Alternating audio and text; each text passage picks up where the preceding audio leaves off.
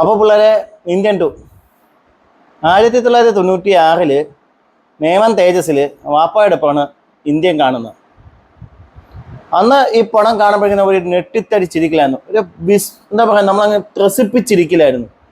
ഒരു കുട്ടിക്ക് തരുന്ന ഒരു ആകാംക്ഷ അല്ലെങ്കിൽ ഒരു ആ സ്ക്രീനിക്കുന്ന അത്ഭുതം, അതേ ഒരു 1996 ഒരു ബാല്യത്തിൽ കിട്ടിയ അതേ ഒരു എന്താണ് എക്സൈറ്റ്മെന്റ്, ആ എക്സൈറ്റ്മെന്റോടെ തന്നെയാണ് ഇന്ത്യൻ 2 വേണ്ടി കാത്തിരുന്നത്. എന്നാൽ ശങ്കരന നമിച്ച് ആ അന്ത ലെവൽ എക്സ്പെക്ടേഷനിലിരുന്ന എന്നെ തീർത്തും നിരാശയുടെ പാടുകുഴിയിലേക്ക് ഇത് തള്ളിവിട്ടു. സത്യമായ തെറ്റ് എൻ്റെ ഭാഗത്താണ്. മഹാനായ സംവിധായകനായ ശങ്കർ 1996 കാലഘട്ടത്തിൽ നിന്നും ഇതുവരെയായിട്ടും കരകയറിയിട്ടില്ല. ആകെ പുള്ളിക്കാരനെ പറ്റിയ ഒരു ചേഞ്ച് എന്ന് പറഞ്ഞാൽ പുള്ളിക്കാരന് ഈ വാട്സപ്പ്, ഫേസ്ബുക്ക് പോലുള്ള സാധനങ്ങളെ പറ്റി കൊഞ്ചം അറിവ് കിട്ടിയിട്ടുണ്ട്.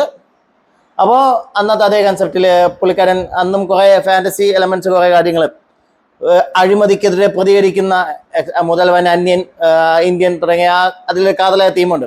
അതേ തീമിന് ഇന്നത്തെ സോഷ്യൽ മീഡിയ ബാക്ക്ഡ്രോപ്പിലേക്ക് എടുത്ത് നല്ല രീതിയിൽ ബ്ലെൻഡ് ചെയ്തൊരു സാധനം, നല്ല രീതിയിൽ എന്ന് പറയാമില്ല, അപരാധിച്ച് ബ്ലെൻഡ് ചെയ്തൊരു സാധനം. ഈ സിനിമയിൽ രണ്ട് ലൈനിയർ പാത്തുകളുണ്ട്. ഒന്നെന്ന് പറഞ്ഞാൽ അഴിമതിക്കെതിരെ സോഷ്യൽ മീഡിയ ഉപയോഗിച്ച് പൊരുതുന്ന കുറച്ച് ചെറുപ്പക്കാർ, അവരുടെ സ്റ്റോറി ഒരുവിധം അഡ്ജസ്റ്റബിൾ ആണ്. അതിലും അപരാധങ്ങളുടെ അൾട്ടിമേറ്റ് ആണെങ്കിലും ഒരുവിധം അഡ്ജസ്റ്റബിൾ ആണ്.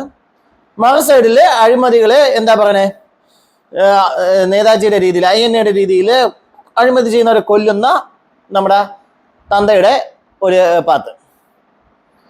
സത്യമായ മറ്റേ ആ പാത്തിന് നമ്മൾ മറ്റേ ആ കഥയെ, സ്റ്റോറിയെ നമ്മൾ ഒരുവിധം അഡ്ജസ്റ്റ് ചെയ്ത് കണ്ടുകൊണ്ടിരിക്കുമ്പം ഇടയ്ക്കിടയ്ക്ക് തന്ത വന്നിട്ട് ഒരേ പട്ടി ഷോകളുണ്ട്. ഒരു രക്ഷയില്ലായിരുന്നു. അങ്ങ് വിറപ്പിക്കലിന്റെ എക്സ്ട്രീം. കൽക്കി കണ്ട് ഇറങ്ങിയ സമയത്ത് ഓർമ്മയുണ്ടാവും, ഞാൻ ഏറ്റവും വലിയൊരു നിരാശയുള്ള ഒരു കാര്യം പറഞ്ഞിട്ടുണ്ടായിരുന്നു. ഇനി കൽക്കിയിൽ ഉലകനായകന്റെ സീൻസ് വളരെ കുറച്ചേ ലഭിച്ചിട്ടുള്ളൂ, അതുകൊണ്ട് എനിക്ക് ഭയങ്കര നിരാശ ഉണ്ടായിരുന്നു. എൻ്റെ ആ നിരാശയൊക്കെ ഏകദേശം മാറിയിട്ടുണ്ട്. ഉലകനായകൻ്റെ അടുത്തൊന്നും ഇനി കാണണ്ടേ എനിക്ക്, ആ ഒരവസ്ഥയിലാക്കിയിട്ടുണ്ട്. Thank you Shankar sir, thank you Kamal sir. ഇത്തരം രീതിയിൽ ഇങ്ങനെ അപരാധിച്ച സ്ക്രിപ്റ്റുമായിട്ട് കമൽഹാസൻ്റെ ഉലകനായകൻ്റെ പല റോളുകളിൽ നമ്മളെ ത്രസിപ്പിച്ചിട്ടുള്ള, പല രീതിയിൽ നമ്മൾ അത്ഭുതപ്പെടുത്തിയിട്ടുള്ള മനുഷ്യനാണ്. ആ മനുഷ്യൻ്റെ ഏറ്റവും വൃത്തികെട്ട രീതിയിലുള്ള, ഏറ്റവും അൺസഹിക്കബിൾ ആയിട്ടുള്ള രീതിയിലുള്ള അപരാധം, എന്താ പറയുക, തോന്നിയാസം, എന്തും പ്രേക്ഷകൻ സ്വീകരിക്കുന്ന വൃത്തികെട്ട രീതിയിലുള്ള പെർഫോമൻസ് ആയിരുന്നു ഇന്ത്യൻ 2. ഈ സിനിമയിലെ അപരാധങ്ങളെല്ലാം ഒരുവിധം അഡ്ജസ്റ്റ് ചെയ്ത്, ഓരോ അപരാധം ഒരുവിധം അഡ്ജസ്റ്റ് ചെയ്ത് നമ്മളിങ്ങനെ നിൽക്കുന്ന സമയത്താണ് ശങ്കർ സാർ അതിൻ്റെ മുകളിലുള്ള വേറെ ലെവൽ അപരാധം കൊണ്ട് വെച്ചിട്ട് നമ്മളെ വീണ്ടും അങ്ങോട്ട് ക്ഷമയും പരിശോധിച്ച് നല്ല രീതിയിൽ വെറുപ്പിക്കുന്നത്.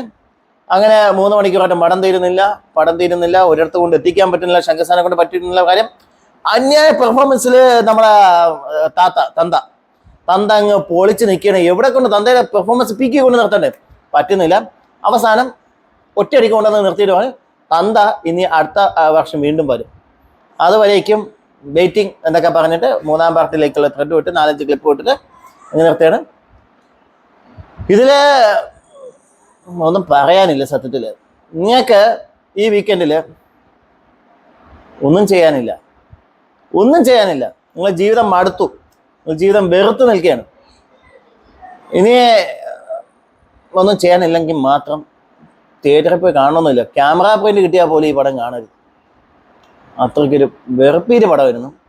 ശങ്കർ സാറേ, നിങ്ങളെ കാലം കഴിഞ്ഞു. കാര്യം നാഗകൃഷ്ണനും രാജമൗലി അടക്കം ഒരുപാട് ബ്രഹ്മാണ്ഡ സംവിധായകന്മാർ, പ്രശാന്ത് നീലടക്കം ഒരുപാട് ബ്രഹ്മാണ്ഡ സംവിധായകന്മാർ നമ്മളെ ത്രസിപ്പിച്ചുകൊണ്ടിരിക്കുകയാണ്, നമ്മളെ രസിപ്പിച്ചുകൊണ്ടിരിക്കുകയാണ്. ആ കാലഘട്ടത്തിൽ നിങ്ങളുടെ കാലഘട്ടം കഴിഞ്ഞിരിക്കുന്നു. നിങ്ങൾക്കിനി ഇവിടെ സ്ഥാനമില്ല, വേണ്ട. വീണ്ടും വെറുപ്പിക്കലുമായി നിങ്ങൾ കാണില്ല എന്ന പ്രതീക്ഷയോടെ ഒരു എക്സ് ശങ്കർ ഫാൻ.